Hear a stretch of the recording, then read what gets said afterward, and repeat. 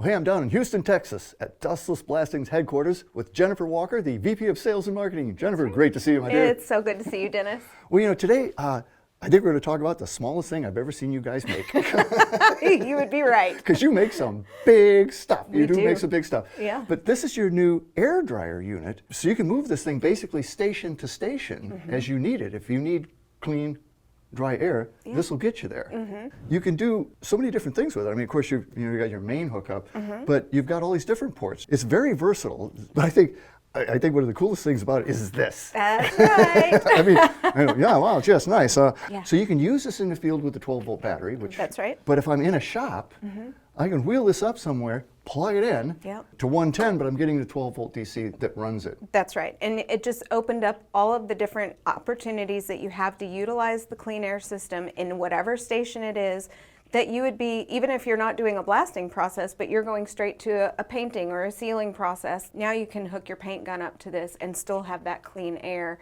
no matter how long that line was of, with particulates in it. Clean, dry, Clean, dry, cool air.